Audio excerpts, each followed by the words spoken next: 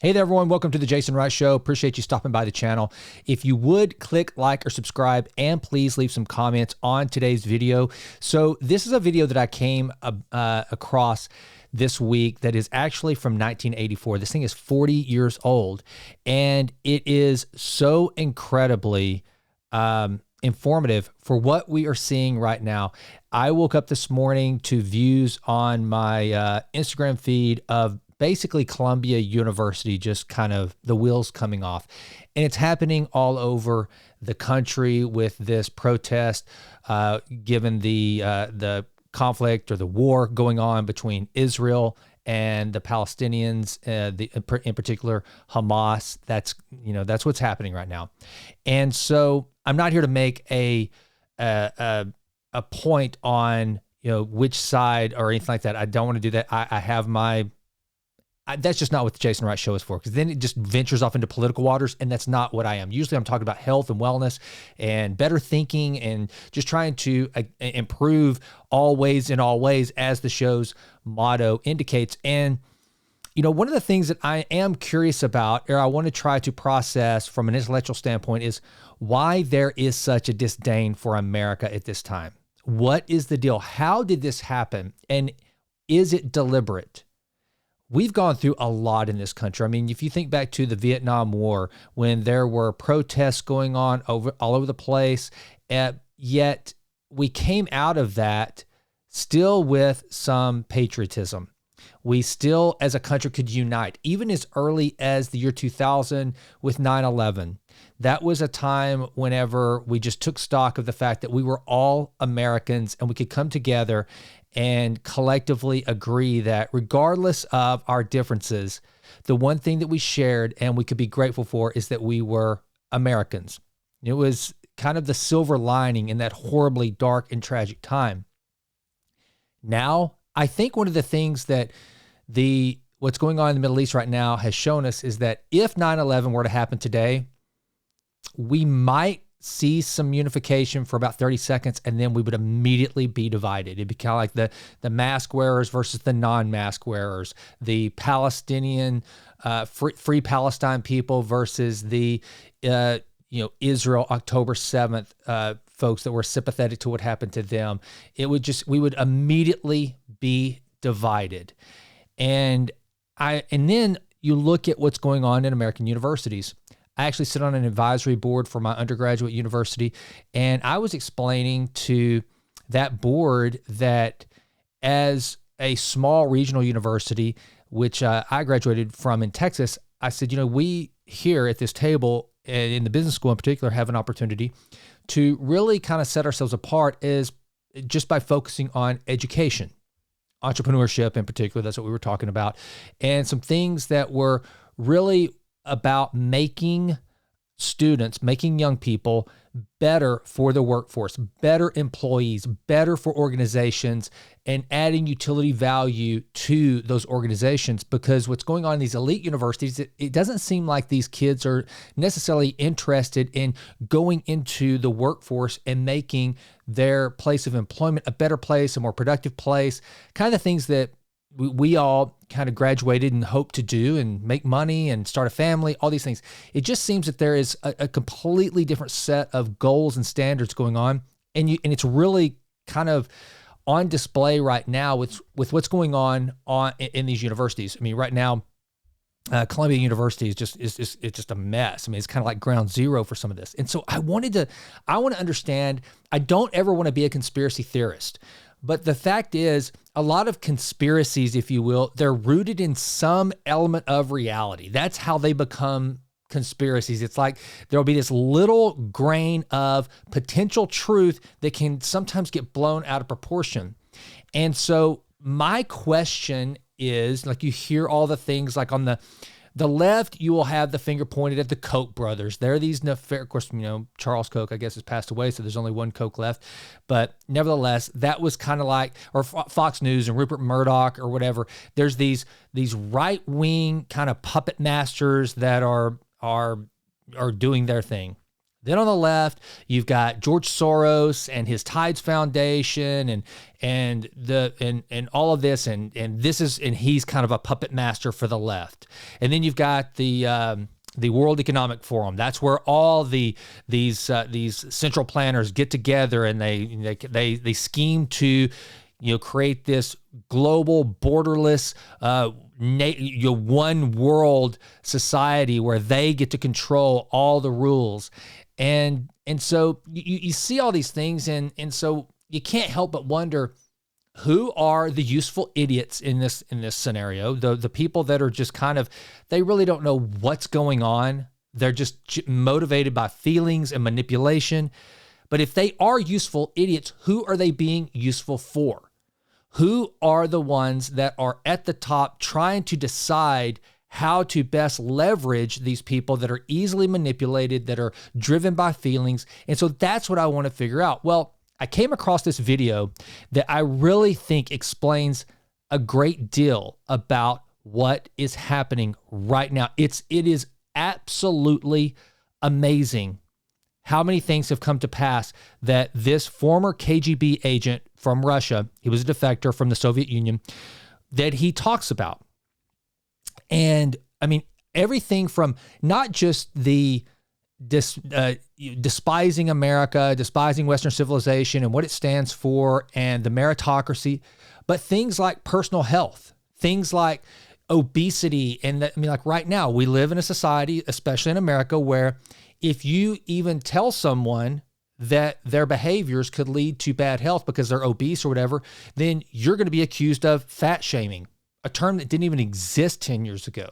And he discusses that. It's surreal. When you listen to this video, you will see that, or you will at least walk away, I think, and think, holy crap. And so I thought this would be good. I'd love to get your comments. What do you think? Is this what's happening? And if it is, here is my small take on it. And again, I'm not going to get political. That's not what I want the Jason Wright Show to be. I just want this to be a place for everybody to come and discuss ideas, whether you agree or disagree. Most of the time, I'm going to be talking about health, wellness, entrepreneurship. That's what I'm a health and wellness entrepreneur. That's what I do, and I write. And so I don't want to be, there's plenty of places to go for the political arguments on both sides. But I do like to bring up topics like this just so that we're aware, and maybe we, as those of us who are trying to improve ourselves and improve the world around us, can take stock of what's going on and make it a little better. And so I would like to say to those of you who might fall into that, you're being manipulated by your feelings, and that you just look at things and ask yourself the question, am I being manipulated? Is there something that I'm falling for that might be a false bill of goods? Is there more to this story than I understand? Am I being used? And because it turns out that there is a defined strategy to get America to the place where I think we're here. I think what this guy's talking about in 1984, I think we're watching it in real time. So anyway, let's get to the next screen, and I want you to check out this video and see if possibly this is where we are at this moment in time. So here we go. Enjoy. It's probably not going to make you real comfortable, I can tell you that right now, but here it is. Well, you spoke several times before about ideological subversion. That is a phrase that I'm afraid some Americans don't fully understand. When the Soviets used the phrase ideological subversion, what do they mean by it? Ideological subversion is the process which is legitimate, overt, and open. You can see it with your own eyes. All you have to do, all American mass media has to do, is to unplug their bananas from their ears, open up their eyes, and they can see it. There is no mystery. There is nothing to do with espionage. I know that espionage intelligence gathering looks more romantic. It sells more deodorants through the advertising, probably. That's why your Hollywood producers are so crazy about James Bond type of thrillers. But in reality, the main emphasis of the KGB is not in the area of intelligence at all. According to my opinion and opinion of many defectors of my caliber, only about 15% of time, money, and manpower is spent on espionage as such. The other 85% is a slow process which we call either ideological subversion or active measures, активные мероприятия in the language of the KGB, or psychological warfare. What it basically means is to change the perception of reality of every American to such an extent that despite of the abundance of information, no one is able to come to sensible conclusions in the interests of defending themselves, their families, their community, and their country. It's a great brainwashing process which goes very slow, and it's divided in 4 basic stages. The first one being demoralization. It takes from 15 to 20 years to demoralize a nation. Why that many years? Because this is the minimum number of years which requires to educate one generation of students in the country of your enemy, exposed to the ideology of the enemy. In other words, Marxism-Leninism ideology is being pumped into the soft heads of at least 3 generations of American students without being challenged or counterbalanced by the basic values of Americanism, American patriotism. The result you can see. Most of the people who graduated in the 60s, dropouts or half-baked intellectuals, are now occupying the positions of power in the government, civil service, business, mass media, educational system. You are stuck with them. You cannot get rid of them. They are contaminated. They are programmed to think and react to certain stimuli in a certain pattern. You cannot change their mind, even if you expose them to authentic information, even if you prove that white is white and black is black, you still cannot change the basic perception and the logic of behavior.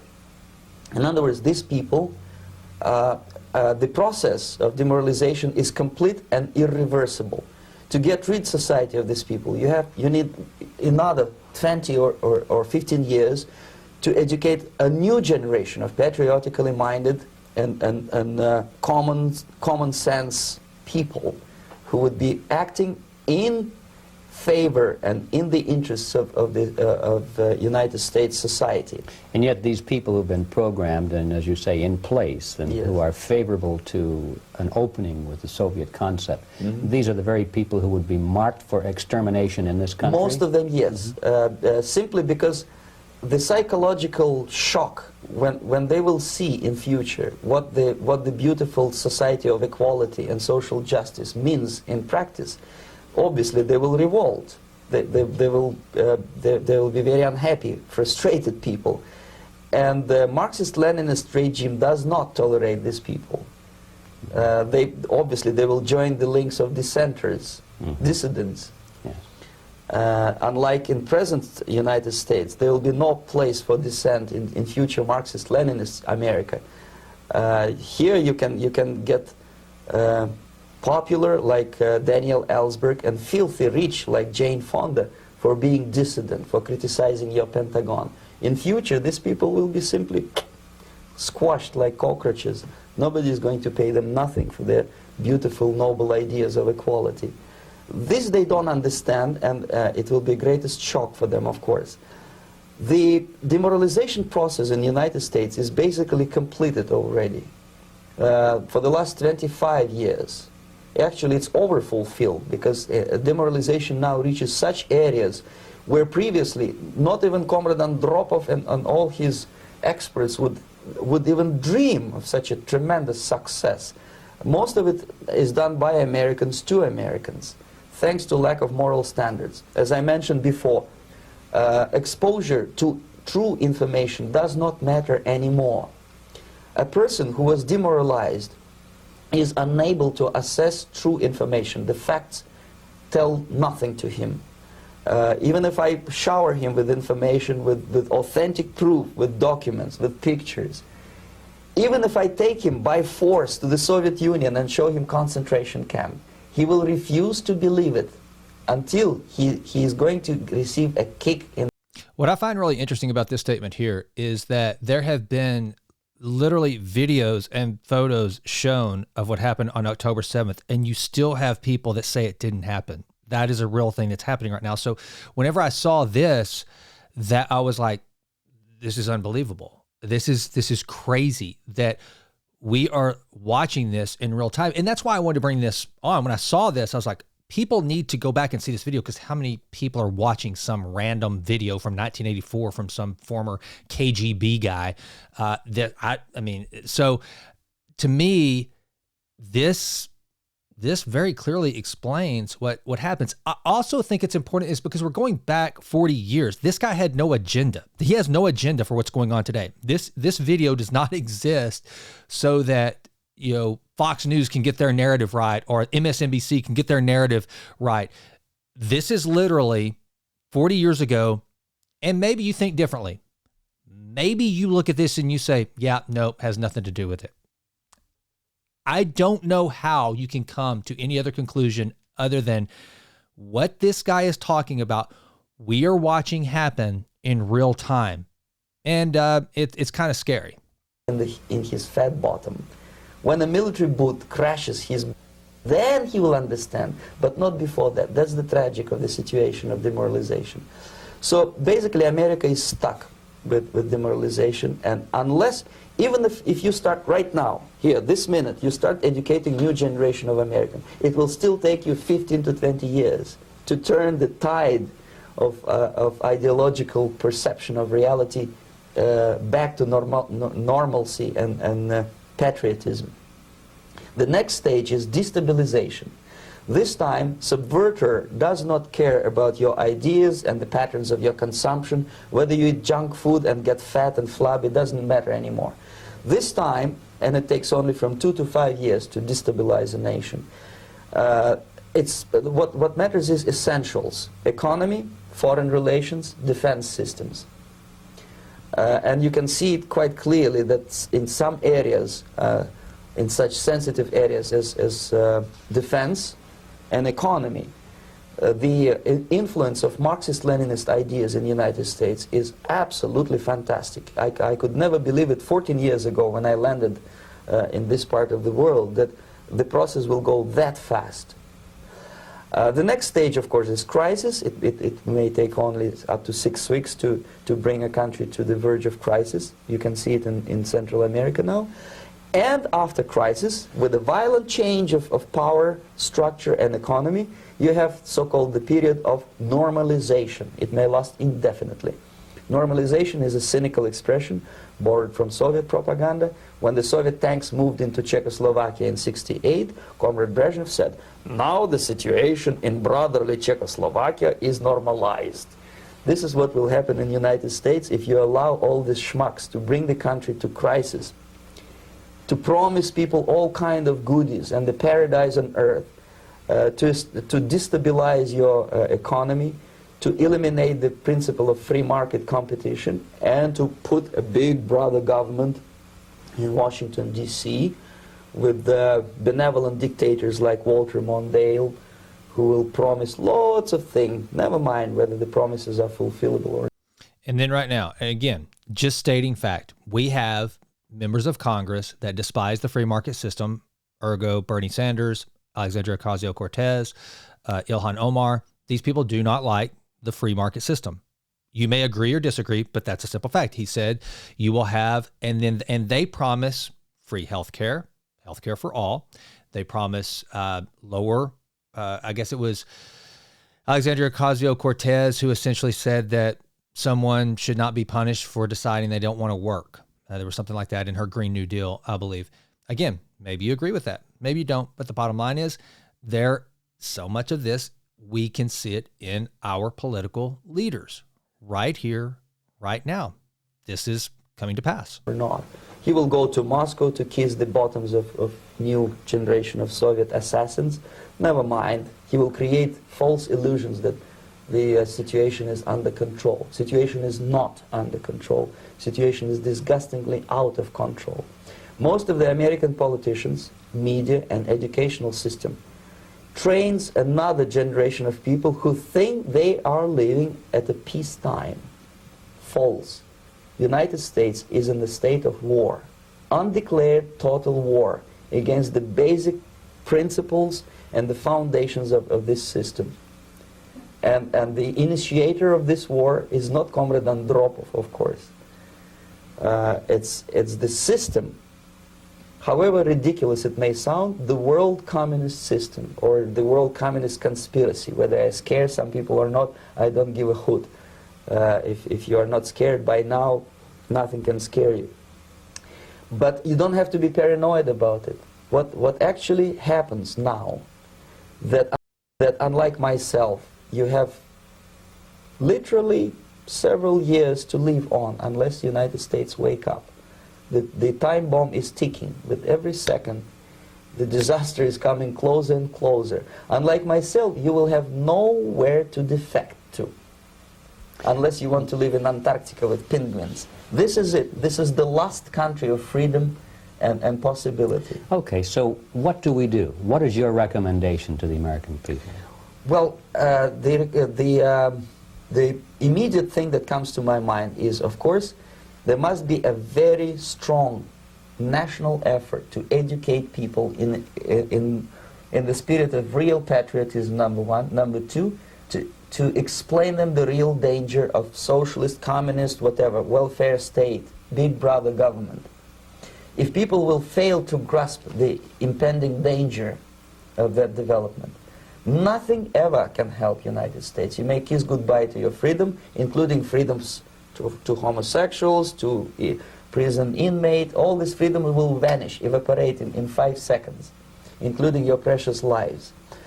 The second thing, the moment at least part of United States population is convinced that the danger is real, they have to force their government. And I'm not talking about sending letters, signing petitions, and all this beautiful, noble activity. I'm talking about forcing United States government to stop aiding communism. Because there is no other problem more burning and urgent than to stop the Soviet military-industrial complex from destroying whatever is left of the free world. And it is very easy to do. No credits, no technology, no money, no political or diplomatic recognition, and of course no such idiocy as grain deals to USSR. The Soviet people, 270 millions of Soviets, will be eternally thankful to you if you stop aiding a bunch of murderers who sit now in Kremlin and whom President Reagan respectfully calls government. They do not govern anything, least of all such complexity as the Soviet economy. So basic, two very simple, maybe too simplistic answers or solutions, but nevertheless they are the only solutions. Educate yourself, understand what's going on around you. You are not living at the time of peace. You are in a state of war, and you have precious little time to save yourself.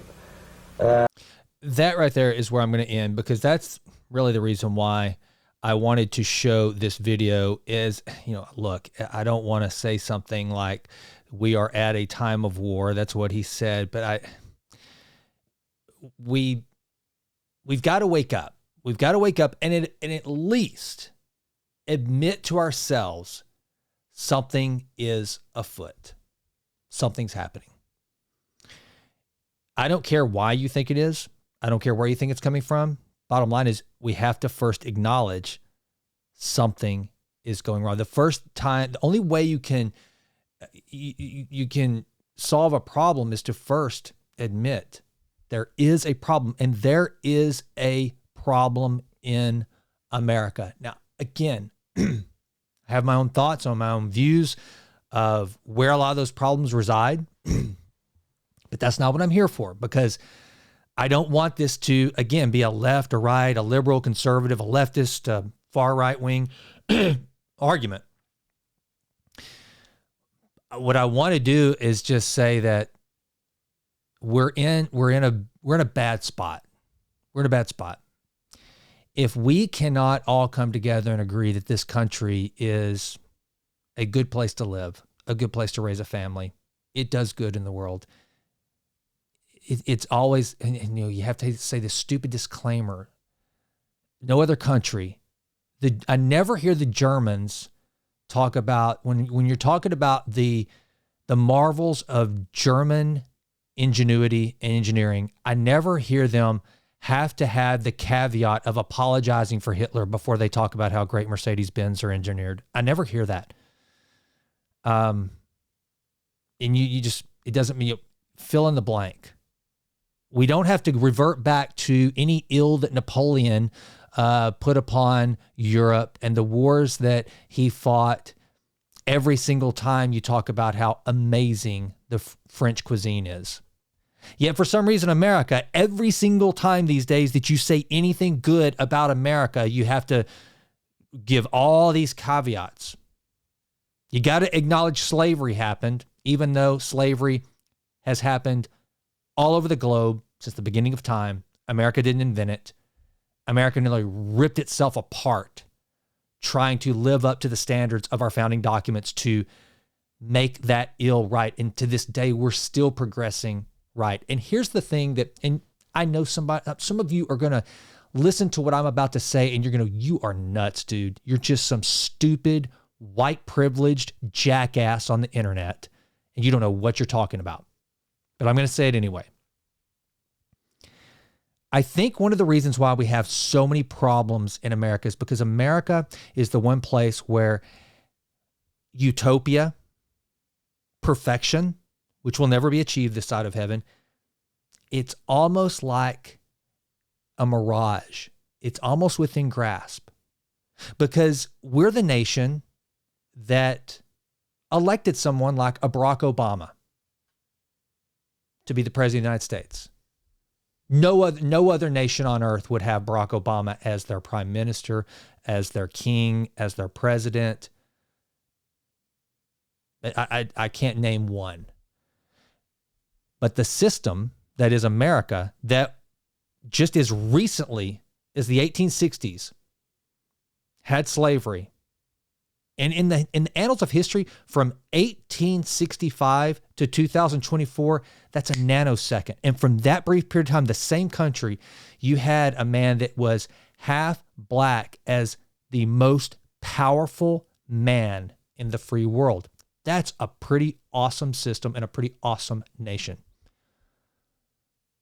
Ilhan Omar, whose politics I completely disagree with, the greatest part of her politics I disagree with are, one, she doesn't seem to be very kind to Jews, and two, she just seems to utterly despise America.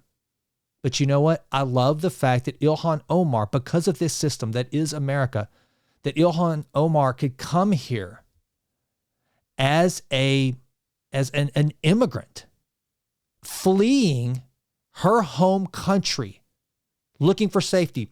Just like this gentleman says, if America goes, there's nowhere to flee to. Ilhan Omar and her family chose to flee to America, and now she sits in the halls of Congress making and defending our laws. I would say that's a pretty remarkable system that allows that person, that allows someone to come from any corner of the world to be I'm just a small town bumpkin from Sulphur Springs, Texas. First member of my family to ever graduate from college.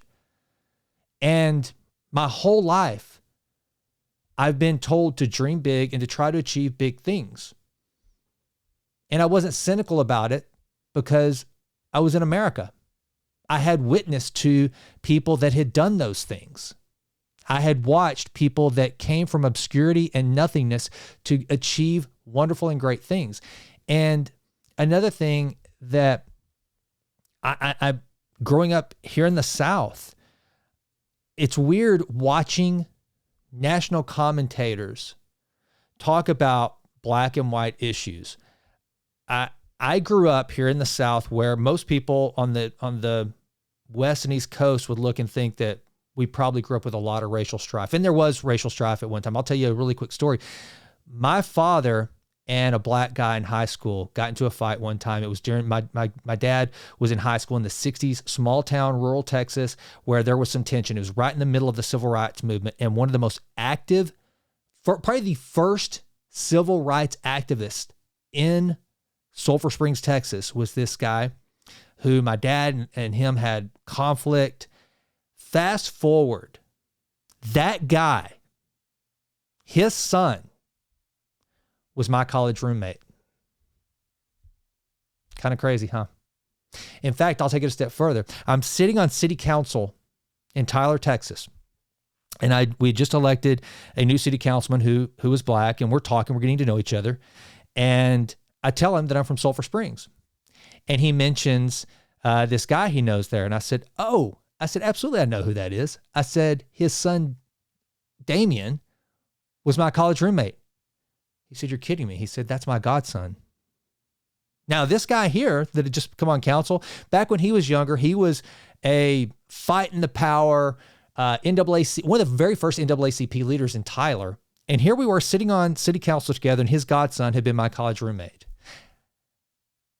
So that's what I grew up with in rural Texas. And it's like, that's a story and that's an environment that the national media would never even fathom happening, because they seem to paint these pictures that we're all at odds, and it's all about diversity and equity, and that we all have to have all these government solutions to bring us together. When in fact, if the government would just leave us the hell alone, out here in the regular parts of the world, we all one-on-one get along pretty doggone well.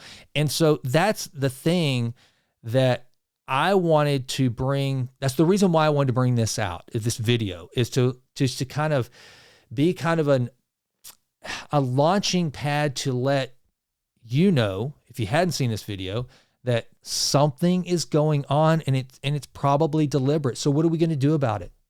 Are we all going to admit that, hey, there's some nefarious forces at work here, and we've got to come back together as an American family and decide how we're going to handle it? Gay, straight, black, white, doesn't matter. We're all in this together, because let me tell you something. Like he says in this video, those of you who love what's happening right now, that you love to tear down this system, the ones that the manipulators are manipulating to reach their ends, the freedoms you enjoy, if they are able to completely reach their goals, you will not have that freedom any longer.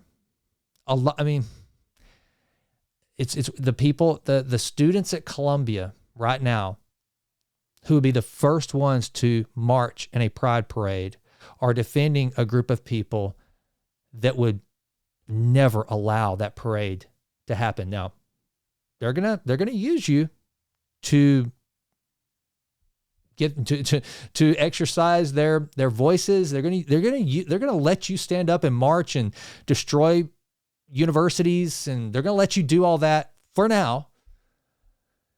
But if they start to get a stronghold, do some research on Sharia law and see if you would have a pride parade in a section of America that was where Sharia law was recognized and it was the governing body. Just check it out and see. I don't think you'd like what you find out. So I found that quite fascinating and remarkable. I hope you did too. Hey, please consider subscribing to the channel. I don't go into stuff like this most of the time. I'm talking about how to live longer, longevity, and that's what I love to talk about. But I saw this video, and given that, I opened up Instagram this morning, I saw Columbia University just about to just fall apart. I don't know what's going to happen there. And then all these other universities, I thought this would be a good educational video to just let people know it's out there. Maybe you think it's all bunk. Some of you will not believe your own eyes. You'll say that was artificial intelligence. You'll say that was just it's all fake. The guy never lived, and he did, and the interview was about something completely different. That's the world we live in now. So in addition to having these manipulators figure out how to get you to not even believe the very things that you're seeing before your eyes, now they've got AI to work with. So they can make the lie actually appear before your eyes. It's crazy times. But don't get freaked out about it. Don't start hating people because of it. Don't start lashing out at people. Just center yourself, process it, meditate, and think, how can I control my thoughts, my actions, and be a part of whatever solutions are needed as we go forward to maintain this what I believe is a remarkable, fascinating, unbelievable country, the United States of America, and Western civilization. I'm Jason, and I'm out. Thanks for listening.